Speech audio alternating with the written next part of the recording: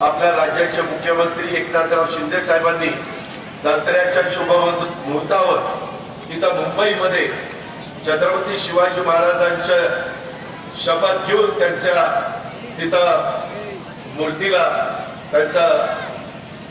मूर्तीला साक्षीला ठेवून त्यांनी शपथ घेतली आणि महाराजांची शपथ घेऊन त्यांनी सांगितलं की मी मराठा आरक्षण त्या ठिकाणी देणार। आणि तशा पद्धतीनं काल उशिरा रात्रीपर्यंत चर्चा चाललेली होती आणि एक चांगल्या प्रकारचा मार्ग निघाला। शेवटी प्रत्येकाला आपलं आपलं म्हणणं मांडण्याचा अधिकार आहे।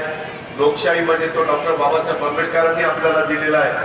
आपली आपली भूमिका प्रत्येकाला मांडता येते आणि त्याच्यातून संविधानाने जो काही अधिकार दिलेला आहे त्या अधिकाराचा वापर हा प्रत्येकाला या निमित्तानं करता येतो आणि त्याच्यातलं एक चांगल्या प्रकारचं चित्र महाराष्ट्रामध्ये निर्माण झालेलं आहे। त्याला सगळ्यांनीच मनापासून पाठिंबा दिलेला आहे। मी देखील त्याच विचाराचा होतो।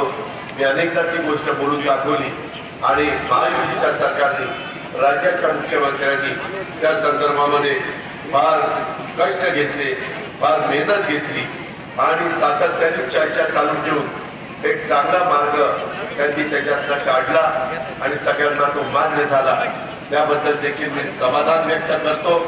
अशाच पद्धतीनं माझ्या महाराष्ट्रातल्या सर्व जाती धर्माची लोक पुढ्या गोविंदाने राहावीत। त्यांच्या सगळ्यांच्या काही रास्त मागण्या असतील त्या वेगवेगळ्या घटकाच्या रास्त मागण्या, वेगवेगळ्या समाजांच्या रास्त मागण्या पूर्णत्वाला देण्याच्या करता हे महायुतीचं सरकार निश्चितपणे त्या ठिकाणी प्रयत्नशील राहील याबद्दलची ग्वाही देतो आणि आपल्या सगळ्यांची रजा घेतो। जय हिंद, जय महाराष्ट्र।